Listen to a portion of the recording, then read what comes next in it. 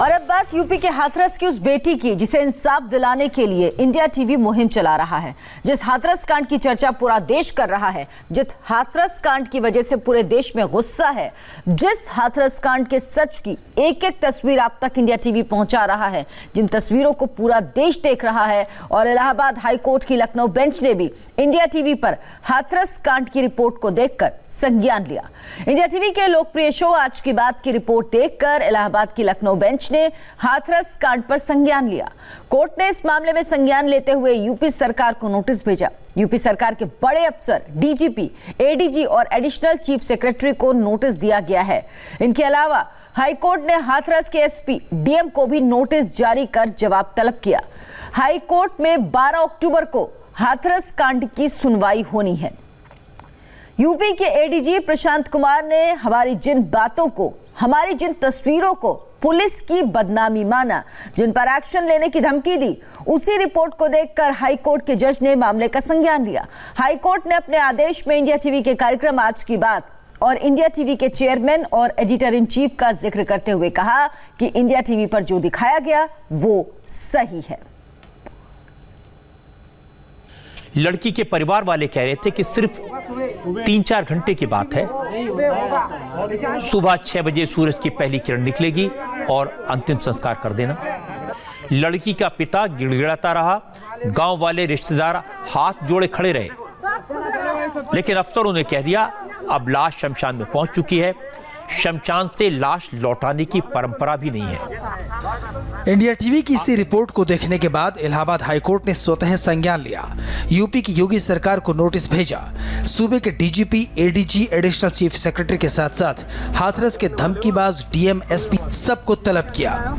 High court ने सबसे पूछा है कि आखिर हाथरस में क्या हो रहा है। कोर्ट ने पुलिस के बर्बर, क्रूर और अमानवीय व्यवहार पर राज्य सरकार से जवाब मांगा है। 12 अक्टूबर को मामले की सुनवाई है। अपने आदेश में कोर्ट ने कहा, आज की बात प्रोग्राम में श्री रजत शर्मा जी ने लड़की का जबरदस्ती अंतिम संस्कार करने की खबर दिखाई।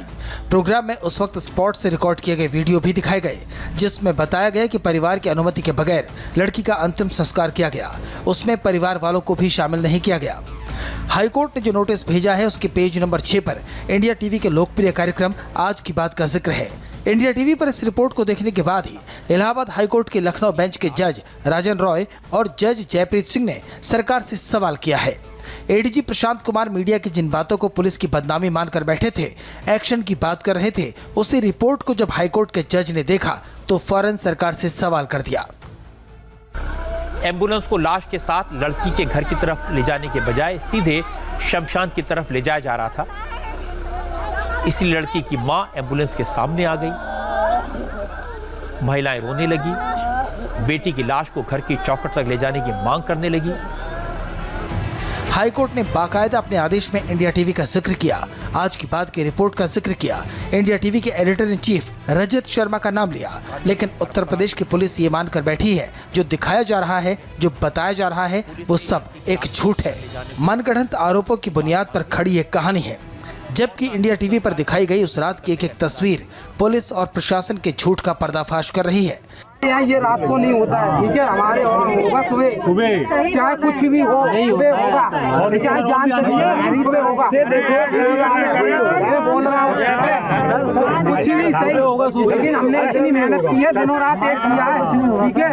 लेकिन ये होगा सुबह, मेरी बात है, मैंने आपको बोल दिया, आप चाहे मेरी जान लेना चाहे कुछ भी करें, लेकिन ये होगा सुबह। तुम फाइनल बोल दिए? फाइनल बोल दिया और घर वाले भी बोलेंगे। इन सारी तस्वीरों को हाईकोर्ट के जजों ने देखा है कि कैसे उस रात परिवार वाले बोल रहे थे कि बेटी तो चली गई है, लेकिन उसे एक अच्छी रुखसती देने दो। जैसे बेटी विदा होती है पीहर से सपनों की डोली में, लेकिन बेटी को पुलिस वालों ने कंधा तक नसीब नहीं होने दिया। उल्टे मीडिया को रोका जा रहा है, सच दिखाने नहीं दिया जा रहा, परिवार से मिलने तक नहीं दिया जा रहा। यहाँ पर भी जैसे पुलिस हमें आगे नहीं जाने दे रही है, रोक रही है, जबकि क्या अगर इसमें क्या गलत है कि मीडिया जाए, उस परिवार से बात करें। हाँ सर, हम यही जानना चाहते हैं कि आखिरकार क्यों रोका जा रहा है? हमें जानकारी नहीं है। प्रतिबंध लगा है, गांव सील है, कोई भी बाहर का आदमी इसमें नहीं जाएगा। पुलिस प्रशासन इस मामले को भले ही दबाने की कोशिश करे, हम पर डंडे बरसाए, गोली चलाए, लेकिन हम सच दिखाते रहेंगे। हम इंसाफ की आवाज उठाते रहेंगे। हम इस केस की फाइल पर धूल नहीं जमने देंगे। हम पूछते रहेंगे, बताइए साहब, आधी रात को आपने अंतिम संस्कार क्यों किया? परिवार वालों को आपने शव क्यों नहीं सौंपा? पीड़ित परिवार से मिलने क्यों नहीं जाने दिया जा रहा? पीड़ित परिवार को धमकाया क्यों जा रहा है?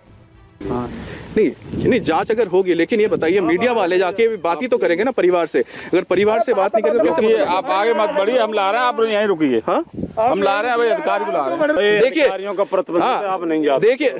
देखिए, कानून आप आ जाए डीएम से लीजिए। मेरी बात सुनो, आप हम पे तो कह रहे हो, आप डीएम साहब से, एसपी साहब से परमिशन ले लो। नहीं, मुझे एक बात बताइए कि यहाँ पर ऐसा क्या हो गया, आप हमें क्यों रोक रहे हैं? आपने पूछा कि आप यहाँ से क्यों आ रहे हैं? अरे आप ये देखिए, आपने वहाँ पर रास्ता रोक दिया, आप अंदर नहीं आने दे रहे हैं। ठीक है, ठीक है, आपने यहाँ रोकने से मिलो, आप डीएम साहब से मिलो, कप्तान साहब से मिलो, परमिशन ले आओ, आ जाना। इंडिया टीवी हाथरस का जो सच दिखा रहा है वो लाखों करोड़ों लोगों तक पहुंच रहा है। इंडिया टीवी की रिपोर्ट देखकर इस मामले से जुड़े बड़े बड़े अधिकारियों से सवाल पूछे जा रहे हैं। न सिर्फ सवाल पूछे जा रहे हैं, बल्कि हाईकोर्ट के नोटिस का असर यूपी के नौकरशाहों पर भी दिख रहा है। हाईकोर्ट से नोटिस मिलने के फौरन बाद कल उत्तर प्रदेश की टॉप ब्यूरोक्रेसी में बड़ा फेरबदल हुआ। Additional chief secretary Avinash Awasthi से सूचना विभाग की जिम्मेदारी छीन ली गई। उनकी जगह नवनीत सहगल को इंफॉर्मेशन डिपार्टमेंट का इंचार्ज बनाया गया। नवनीत सहगल के साथ इस विभाग में संजय प्रसाद भी उनके साथ होंगे। यानी अब यूपी के अहम सूचना विभाग की जिम्मेदारी 2 सीनियर अफसरों पर होगी। हाथरस की बहादुर निर्भया लड़ती रही अपनी आखिरी सांस तक, जैसे तूफान से लड़ता है दिया। और अब इंसाफ की लड़ाई शांत नहीं होने वाली। हम पूछते रहेंगे, बोलते रहेंगे, दिखाते रहेंगे